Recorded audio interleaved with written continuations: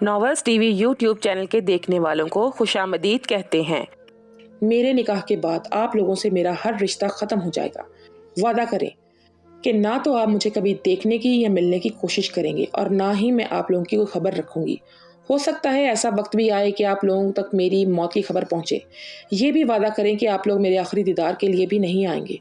आपको ये भूलना होगा कि इस घर में कभी किसी बेटी का जन्म हुआ था और मैं ये मान लूँगी कि मैं शायद किसी की नाजायज़ औलाद थी। अपनी इज़्ज़त बचाने के लिए मेरे माँ बाप मुझे कोड़े के डब्बे में डाल के चील कब्रों के हवाले कर गए। मेरी बात के जवाब में सब ने सर झुका लिए। असर के वक्त में मेरा निकाह होना था।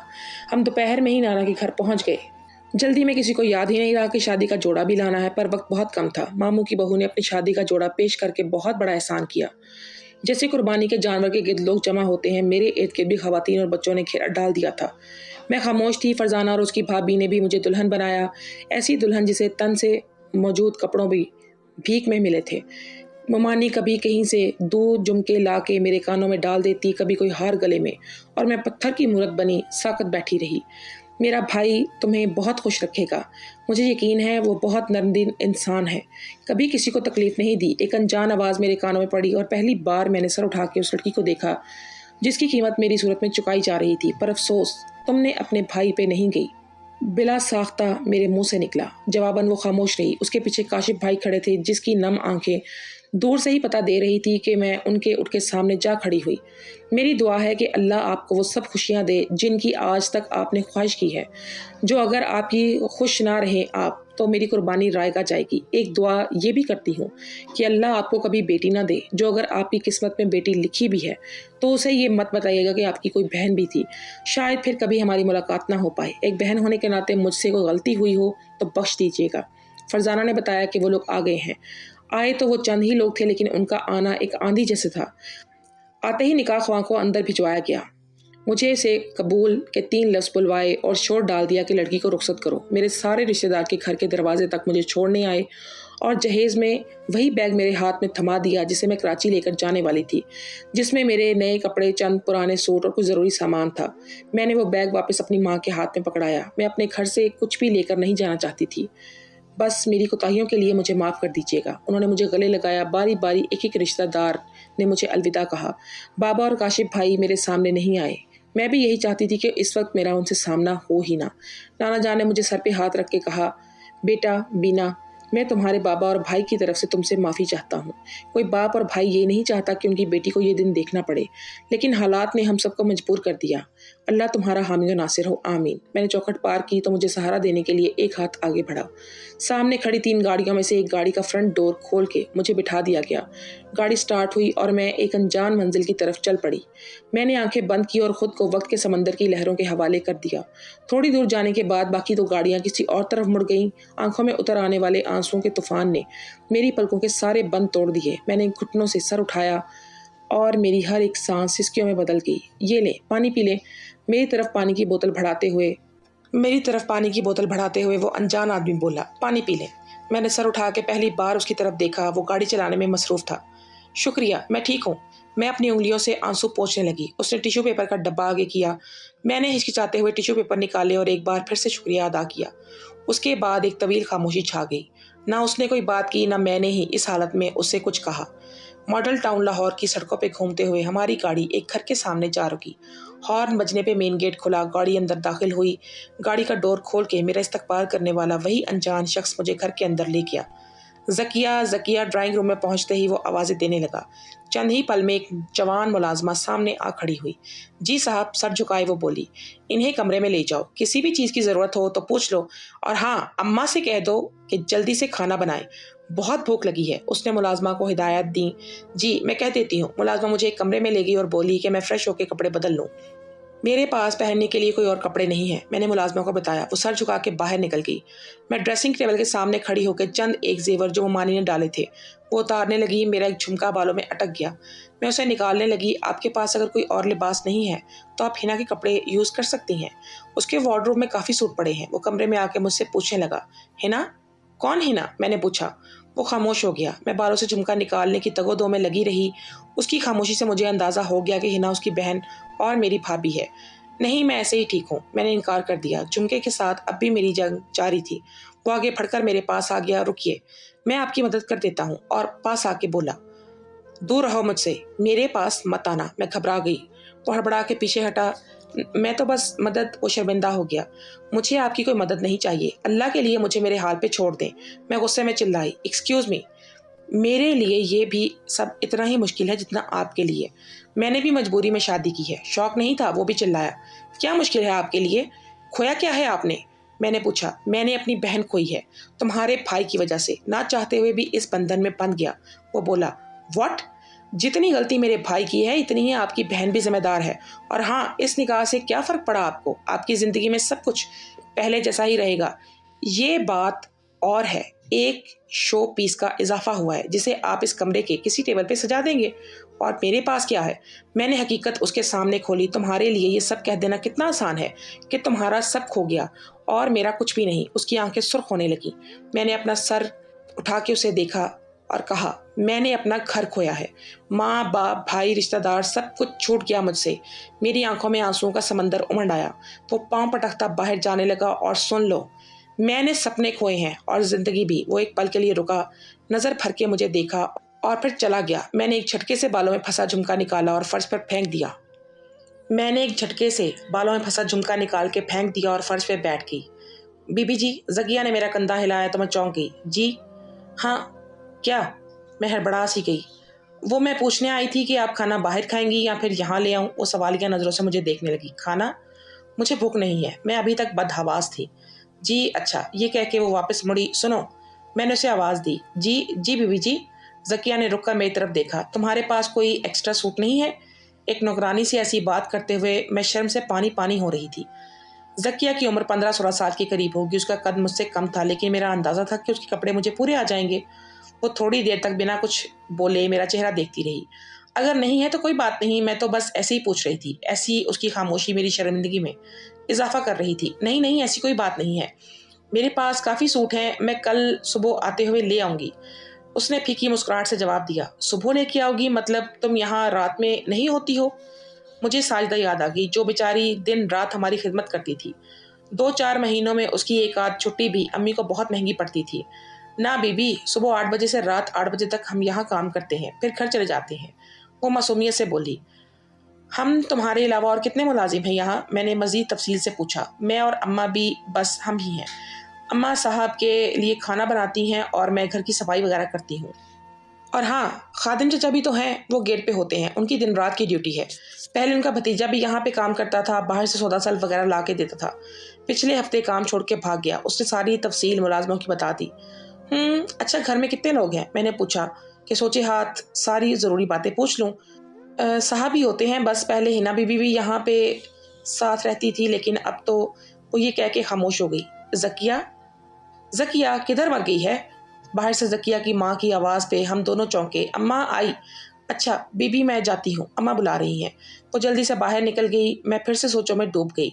अल्लाह ही खैर करे, जकिया और उसकी माँ चले जाएंगे तो मुझे इस आदमी से एक साथ इस घर में रहना पड़ेगा और रात काटनी पड़ेगी। मालिक अपने हिफ्ज़ो अमान में रखना। मैं घबरा गई। मैं फर्श से उठ के खड़ी हो गई। सामने लगी ड्रेसिंग टेबल में अपना हुलिया देखकर मुझे खुद पे शदीद गुस्सा आया। बिखरे बाल अब तक घोंसला बन चुके थे। फरजाना ने भाग दौड़ में जो मेकअप मेरे चेहरे पे थोपा था, आंसुओं के समंदर में सब बह गया। जो निशान बाकी रह गए थे, उनमें से किसी चुड़ैल की सगी बहन ही मैं लग रही थी। और सोने से सुहागा फरजाना की भाभी का शादी का जोड़ा जो अब मुझ पे मंसूब हो चुका था। मैरून कलर के इस सूट पे भारी भरकम काम हुआ था। उनके लिए तो शायद वो परफेक्ट हो, लेकिन मेरे लिए काफ़ी लूज था। इस हालत में भी मुझे अंधेरे में कोई देख ले तो चीखें मार मार के दम तोड़ देगा। फिलहाल इस सूट का तो कुछ नहीं हो सकता था। हिना के कपड़े पहनने को मन राजी नहीं था। चलो चेहरे का नक्शा ही दुरुस्त कर लेते हैं, ये सोच के मैं वॉशरूम में घुस गई। अंदर कदम रखते ही एहसास हुआ जैसे किसी बार्बर शॉप में आ गई हूँ। ऊपर नीचे मर्दाना लवाजमात से अटा वॉशरूम साफ साफ बता रहा था कि उसके आसपास से कभी औरत का साया भी नहीं गुजरा होगा। मैंने इधर उधर का सरसरी जायजा लिया और आईने के सामने खड़ी हो गई। ओफ अल्लाह, क्या हाल कर लिया है मैंने। जल्दी से पानी के छींटे मुंह पे मारना शुरू किए। पता नहीं फरजाना ने मेकअप में कौन सा ड्रेस मिलाकर मेरे मुंह पर मल दिया है, अब उतर ही नहीं रहा। मुझे सामने पड़ा फेस वॉश दिखाई दिया। इम्पोर्टेड था, लेकिन मर्द हजरात के लिए। मेरे पास और कोई रास्ता नहीं था। चारों न चार उसे ही मुंह धोकर बाहर निकल आई। सलाम बीबी, ज़किया की अम्मा ने सलाम किया मुझे। वालेकुम अस्सलाम, मैंने मुस्कुराते हुए सलाम का जवाब दिया। उन्होंने ज़किया को इशारा किया कि जो हाथ में बड़ी सी खाने की ट्रे लेके खड़ी थी, उसने ट्रे टेबल पर रख दी। आंटी, मुझे भूख नहीं है, सच में, मैंने ज़किया को भी बोला था। मैं समझ गई कि वो मेरे लिए खाना लेके आई हैं। बच्चे, भूख कैसे नहीं है? थोड़ा बहुत तो खाना पड़ेगा, और वैसे भी बड़े कहते हैं कि रात में खाली पेट नहीं सोना चाहिए। उनकी बात सुन के मुझे अम्मी याद आ गई। मैं जब भी रात का खाना खाने से मना करती तो वो ज़बरदस्ती खिलाती थी, और हमेशा यही कहती थी कि बड़े कहते हैं कि रात में खाली पेट नहीं सोना चाहिए। मेरी आंखें भर आईं, मैंने मुश्किल अपने आप को कंट्रोल किया। अच्छा, आप कहती हैं तो मैं थोड़ा सा खा लेती हूँ, लेकिन वाकई मुझे भूख नहीं है। मैं उन्हें इनकार नहीं कर पाई। मैं वहीं सोफे पर बैठ के और ट्रे की नज़र डाली।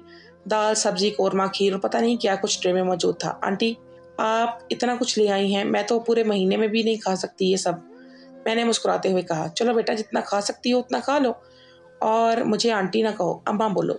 सब मुझे अम्मा बुलाते हैं, वो कहने लगी। मैं पालक की सब्जी से अभी नवाला पहला तोड़ के मुंह तक लेके ही गई थी। उनकी ये बात सुन के मेरा हाथ रुक गया। फिर से आंखें भर आईं। क्या हुआ बच्चे, खाना अच्छा नहीं लगा? वो परेशान होकर बोली। अरे नहीं नहीं, बहुत अच्छा है वाकई। मैंने जल्दी से नवाला मुंह में डाला और चबाने लगी। तुम्हारे शौहर को तो भी मेरे हाथ का खाना बहुत पसंद है, कहता है जो मज़ा अम्मा के हाथ में वो बड़े बड़े होटलों में भी नहीं मिलता। वो मुस्कुरा के कहने लगी। खामन, ये लफ्ज़ फिर से मुझे सोचों के समुद्रों में डुबोने लगा। बच्चे, मैं आपसे तुम करने लगी हूँ, बुरा तो नहीं लगा? वो मेरा चेहरा पढ़ने लगी। बिल्कुल बुरा नहीं लगा। जब आपने खुद ही कहा कि मैं आपको अम्मा बोलूँ, तो कौन सी माँ की बात अपनी बेटी को आप करके बात करती हैं? मैंने उन्हें तसल्ली दी। बेटा, तुम्हारे खामन ने ही मेरी आदतें ख़राब की हैं, वरना नौकरों की क्या मजाल जो तुम करके बात करें। शुरू में तो जब मैं साहब जी बोलती थी तो वो बुरा मान जाता, दिल से माँ मानता है। वो भराई आवाज़ में बोली उनकी बातों में, मगर मुझे अपनी स्पीड का अंदाज़ा ही नहीं हुआ। ज़रा चखने की गर्ज से खीर का एक चम्मच लिया था, पर कब चट कर गई पता ही नहीं चला। ज़किया की निगाहें मुझ पे थीं, पर अम्मा भी बातों में लगी थी। अम्मा, आपने खीर तो कमाल की बनाई है। मैं तो खुद को रोक ही नहीं पाई, मैंने शर्मिंदगी से छुपाते हुए कहा। और लाऊं बच्चे, उन्होंने मुस्कुराते हुए कहा और ज़किया को इशारा किया। नहीं नहीं अम्मा, और नहीं चाहिए। मैंने ज़किया को रुकने का इशारा किया। अच्छा बेटा, अब हम चलते हैं, मेरा बेटा बाहर रिक्शे में हमारा इंतज़ार कर रहा है। वो ये कहकर उठ खड़ी हुई। ज़किया ने ट्रे उठाई और वो दोनों सलाम करके बाहर चले गए। दुख में मुझे भूख का एहसास ही नहीं हुआ, लेकिन खाना पेट में जाते ही सुकून सा आ गया था। खाना खाए हुए 24 घंटे बीत चुके थे। मैंने अल्लाह का शुक्र अदा किया और माँ का भी। असल मसला तो अब दरपेश था, पूरी रात इस बंदे के साथ कैसे गुजारूंगी। मैं कमरे में यहाँ से वहाँ चक्कर काटने लगी। मैं बचपन से ही अकेली सोने से घबराती थी। घर में भी साजिदा को अपने साथ सुलाती, और जब कभी साजिदा छुट्टी पे होती तो अम्मी को मेरे साथ सोना पड़ता था। अब क्या होगा, मैं अपने आप से सवाल करने लगी। जो भी हो, इस आदमी के साथ के एक कमरे में तो नहीं सोऊंगी, मैंने दिल ही दिल में फैसला कर लिया। लेकिन मसला ये भी था कि मुझे कुछ भी करके इसके आने से पहले इस कमरे से बाहर जाना था। मैंने हल्का सा दरवाज़ा खोला और बाहर झांकने लगी। टीवी लाउंज से टीवी की आवाज़ आ रही थी, लेकिन वो कहीं दिखाई नहीं दिया। अब क्या करूं? दरवाज़ा बंद करके मैं फिर से कमरे के चक्कर काटने लगी। कुछ ही देर बाद थक से दरवाज़ा खुला और मेरा दिल ज़ोर ज़ोर से धड़कने लगा। मैं जल्दी से पीछे मुड़ी। आप अभी तक सोई नहीं? मेरी तरफ बिना देखे उसने संजीदा लहजे में पूछा। नहीं, मैं यहाँ से वहाँ नींद में चल रही हूँ। हाँ, मैं दिल ही दिल में उसे कोसने लगी। नहीं, वो बस सोने जा रही हूँ, मैंने अपने अंदर के जज्बात को काबू में रखते हुए जवाब दिया। वो वॉशरूम की तरफ जाते जाते मुड़ा। सोने जा रही हूँ? मतलब कहाँ सोने जा रही हैं? उसकी बड़ी बड़ी आंखें मुझ पर मरकूज थीं। वो बाहर सोने जा रही हूँ, मैं घबरा के बोली। बाहर क्यों? यहाँ सोने में कोई प्रॉब्लम है? अगर मेरी वजह से ऐसा है तो मैं दूसरे कमरे में चला जाता हूँ। वो वॉशरूम से वापस दोबारा मुड़ा। अरे नहीं नहीं, दरअसल मुझे सोफे पे सोने की आदत है, इसलिए मुझे मुनासिब बहाना नहीं मिल रहा था, पर सोफ़ा तो यहाँ। उसने कमरे में पड़े सोफ़े की तरफ इशारा किया। नहीं, वो मुझे ड्राइंग रूम वाले सोफ़े पे सोने की आदत है। हड़बड़ाहट में जो कुछ मुंह में आ रहा था मैं बके जा रही थी। मेरी बात सुन के उसने हैरानी से मेरी तरफ देखा और सर खुजाने लगा, जैसे उसे मेरे दिमागी तौज़ुन पे शक हो रहा हो। भाग भी ना, जान छुड़ा के इससे, मैंने अपने आप से कहा। इससे पहले कि वो कुछ और कहता मैं लगभग भागते हुए कमरे से बाहर निकल आई। बाहर की सारी लाइट्सें बंद थी। अंधेरे से वैसे ही मुझे डर लगता था। अब मैं इधर उधर लाइट्स की ऑन करने के लिए बटन ढूंढने लगी। अंधेरे में क्या खाक नजर आना था। मैं थोड़ा आगे बढ़ी, एकदम से खुद से लाइट्स ऑन हो गई। मेरी लगभग चीख ही निकली। लाइट्स यहाँ से ऑन होंगी। लाइट्स के बटन की तरफ इशारा करते हुए वो मेरे पीछे खड़ा था। जी ठीक है। मैंने अपने हवा संभाले, कंबल तकिया कुछ चाहिए हो तो बता दें। वो अपने कमरे का दरवाज़ा खोलते हुए बोला। नहीं, कुछ नहीं चाहिए। मैंने नफ़ी में सर हिलाया तो वो अपने कमरे की तरफ चला गया। मैं ड्राइंग रूम के सोफे पे बैठ गई। ये मैं कहाँ फंस गई हूँ? चलो सो जाते हैं। मैंने लाइट्स ऑन रहने दी اور صوفے پہ پاؤں پھیلا کے لیٹ گئی۔ آیت الکرسی پڑھ کے اپنے اوپر دم کیا، اللہ سے اپنے حفظ و امان کی دعا مانگی، شفون کا کامدار دوپٹہ اپنے اوپر لپیٹ لیا، آنکھیں بند کی لیکن نیند کے دور دور تک کوئی آثار نہیں تھے۔ ایک تو نئی جگہ، اوپر سے اکیلی، مجھے رہ رہ کے میری بچپن کی سہیلی نازیہ یاد آ رہی تھی، جو اپنی اور دادی کے بھوت پریت والے قصے سنایا کرتی تھی۔ اور بھوت ایسے ہی گھروں میں بسیرا کرتے ہیں جہاں لوگ کم ہوں۔ میرے رونگٹے کھڑے ہونے لگے۔ کمرے کے اندر بھی ایک بھوت ہے اور باہر بھی، کہاں جاؤں؟ سوچتے سوچتے میری آنکھ لگ گئی۔ ابھی کچی نیند میں ہی تھی کہ ایک دم کسی نے میرے اوپر سے چھلانگ لگا دی۔ میرے منہ سے ایک زوردار چیخ نکلی۔ میں جلدی سے اٹھ بیٹھی، حواس باختہ ہو کر میں ادھر ادھر دیکھنے لگی پر کوئی نظر نہیں آیا۔ میرے جسم پہ لرزہ طاری ہوا، دل ایسے دھڑک رہا تھا جیسے ابھی باہر آ جائے گا۔ بینا بی بی، یہاں سونے میں خطرہ خالی نہیں، یہاں تو سچ مچ بھوت لگ رہے ہیں اور بھٹک بھی رہے ہیں۔ میں نے یہی سوچا کہ دکھائی دینے والے بھوت سے مقابلہ کرنا زیادہ آسان ہے۔ میرے پاس یہی راستہ تھا کہ کمرے میں جا کے سو جاؤں۔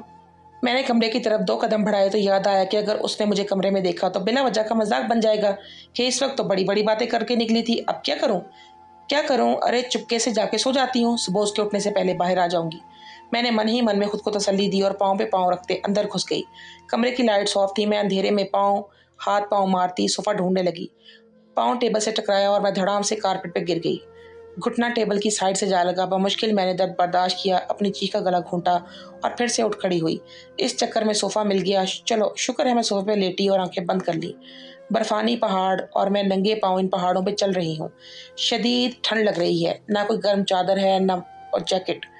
یا اللہ کوئی تو مدد کرے، مجھے اس سردی سے بچا لے، میرا جسم تھر تھر کانپ رہا ہے۔ پھر ایک دم سے کسی نے میرے اوپر نرم کمبل ڈالا اور میں سکون میں آ گئی۔ صبح کی اذان ہوئی تو حسب معمول میری آنکھ کھل گئی۔ آنکھ کھلنے سے پہلے تک مجھے ایسے محسوس ہو رہا تھا جیسے میں اپنے گھر پہ ہوں۔ امی ساجدہ کو آوازیں دے رہی ہیں کہ بابا کے لیے چائے بنا دے۔ نماز کے فوراً بعد وہ چائے پینے کی عادی ہیں۔ ساجدہ اٹھو، امی بلا رہی ہیں۔ میں نے آنکھیں بند کیے ہی ادھر ادھر ہاتھ مارا، ہاتھ فرش سے جا ٹکرایا۔ میں نے ہڑبڑا کے آنکھیں کھول دیں۔ جیسے اپنے حواس میں آئی تو احساس ہوا کہ میری دنیا بدل چکی ہے۔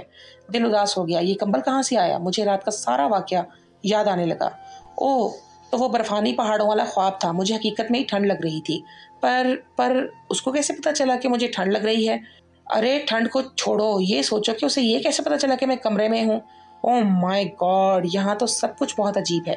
لبوں میں بڑبڑاتی میں اس کے بیڈ پہ نظر دوڑا رہی تھی۔ وہ ابھی تک سو رہا تھا اور میں بنا کوئی شور کیے باہر نکل آئی اور ڈرائنگ روم والے صوفے پہ سو گئی۔ نماز پڑھنے کو دل تو چاہ رہا تھا لیکن نہ تو قبلے کا اندازہ تھا نہ ہی جائے نماز تھی۔ میں نے آنکھیں بند کر لیں۔ بی بی اٹھو، بی بی، زکیہ کی آواز پہ میں اٹھ بیٹھی۔ کیا ہوا؟ میں آنکھیں مسلتے ہوئے پوچھ رہی تھی۔ یہ لیں، میں آپ کے لیے سوٹ لائی ہوں۔ اس نے ہاتھ پہ پکڑا شاپر میری طرف بڑھایا اور میں نے شکر ادا کیا کہ کم از کم اس شادی کی جوڑے سے تو جان چھوٹے گی۔ کل سے اس کا بوجھ دھو رہی ہوں۔ وہ سامنے ہینا بی بی کا کمرہ ہے، آپ وہاں جا کے کپڑے بدل لیں۔ اس نے اشارہ کیا۔ میں اٹھ کے وہاں سے چلی گئی۔ ہینا کے کمرے میں جاتے ہی مجھے اپنا کمرہ یاد آ گیا۔ ہر چیز میں نفاست اور صفائی، دیواروں پہ لگی خوبصورت پینٹنگز، مختلف رنگوں کی لائٹس، پرپل کلر کے پردے اور matching bed sheet, bed side پہ خوبصورت سجے لیمپ، ہر چیز بالکل صحیح جگہ پہ موجود تھی۔ یہ سب دیکھ کے مجھے تو یہ اندازہ ہو گیا تھا کہ ہینا کا ذوق و شوق مجھ سے میچ کھاتا ہے۔ زندگی بھی کتنی عجیب ہے، کہاں سے کہاں لا کے کھڑا کر دیتی ہے۔ میں واش روم میں گھس گئی، وہاں جا کے زکیہ کا وہ سوٹ شاپر سے نکالا، ٹیپنگ کلر کا سوٹ جس کے گلے پہ ہلکی سی کڑھائی تھی، سفید کلر کا چوڑی دار پاجامہ اور پرنٹڈ دوپٹہ۔ کہیں سے بھی وہ کسی ملازمہ کا سوٹ نہیں لگ رہا تھا۔ زکیہ کا قد مجھ سے کم تھا، مجھے ڈر تھا کہ اس کا سوٹ مجھے پورا آتا بھی ہے کہ نہیں، پر پہنتے ہی اندازہ ہوا کہ وہ جیسے میرے لیے ہی بنا ہے، پرفیکٹ۔ میں کچن میں پہنچی، اماں وہاں ناشتہ بنا رہی تھی۔ میں نے سلام کیا، وہ مجھے دیکھتے ہی خوش ہو گئی۔ زکیہ کا سوٹ فٹ آ گیا آپ کو؟ انہوں نے بغور جائزہ لیا۔ جی آ گیا، نیا ہے شاید، اسے کہا تھا کوئی بھی پرانا سوٹ لے آئے۔ میں نے وضاحت دی، بچے یہ سوٹ تمہارے خامن نے 2 مہینے پہلے اپنی سالگرہ پہ لے کے دیا تھا، زکیہ نے بس ایک ہی دفعہ پہنا ہے، میں نے کہا رکھوا دیا تاکہ اس کی شادی میں کام آ سکے۔ وہ بتانے لگی، وہ تو پاگل، میرے لیے یہی سوٹ کیوں لے آئی؟ 1 منٹ رکیں، میں ابھی اسے اتار کے دیتی ہوں۔ میں شرمندہ سی ہو گئی۔ نہ بیٹا، میں نے ہی اسے یہ سوٹ لانے کا کہا تھا، ہم لوگ غریب ہیں، ہمارے پاس اتنے اچھے کپڑے کہاں سے آئیں گے جو آپ کے لائق ہوں۔ وہ سر جھکا کے بولی، کوئی بات نہیں، میں کچھ ارینج کر لوں گی، آپ یہ واپس لے لیں۔ میں نے ضد کی، بچے کہاں نا، اس کی کوئی ضرورت نہیں ہے، وہ بولی۔ میں بھی خاموش ہو گئی۔ کچھ چاہیے؟ وہ میری طرف مڑ کے پوچھنے لگی۔ ہاں وہ چائے، میں صبح میں چائے پینے کی آتی ہوں۔ میں نے کچن میں آنے کی وجہ بتائی۔ ابھی بنا دیتی ہوں، بس ذرا خادم سے کچھ چیزیں منگوا لوں۔ وہ یہ کہہ کے گیٹ کیپر کے پاس چلی گئی۔ ذکیہ بھی نظر نہیں آ رہی تھی۔ میں کچن کے کیبنٹس میں چائے کا سامان دیکھنے لگی۔ میری پیٹھ کچن کے دروازے کی طرف تھی اور ایک ایک کر کے میں کیبنٹس کھول اور بند کر رہی تھی۔ ارے زکو، اس کی مردانہ آواز میرے کان میں پڑی۔ میں بنا مڑے ایک جگہ ہی ساکت ہو گئی۔ او ہو، تو آج بن ٹھن کے آئی ہو۔ شکر ہے تم نے یہ سوٹ پہنا۔ ویسے خیریت؟ بال بھی کھول رکھے ہیں۔ اماں نے تمہاری شادی تو طے نہیں کر دی؟ اگر ایسا ہے تو میں پہلے لڑکے سے ملوں گا، اگر اچھا ہوا تو ہی تمہاری شادی ہوگی۔ وہ بولتا ہی جا رہا تھا۔ میرے اندر ہمت بھی نہیں تھی کہ مڑ کے اسے بتا سکوں کہ میں ذکیہ نہیں ہوں۔ تمہارے بال تو کافی لمبے ہو گئے ہیں، تم بول کیوں نہیں رہی؟ وہ اپنے ہاتھ سے میرا سر ہلانے لگا۔ مجھ پہ کب کبھی طاری ہو گئی۔ اوئے، کہیں تجھ پہ اس پاگل لڑکی کا اثر تو نہیں ہو گیا؟ وہ سرگوشی کرنے لگا۔ اب تو حد ہی ہو گئی تھی، وہ مجھے پاگل سمجھتا ہے؟ میں غصے سے پھنکارتی ہوئی پیچھے مڑی۔ اس بار تو اس کے چھکے چھوٹ گئے۔ اس کی بڑی بڑی آنکھیں اور زیادہ پھیل۔ دوستو، آج کی اس ایپیسوڈ کے بارے میں ہمیں اپنی قیمتی رائے سے ضرور آگاہ کیجیے گا۔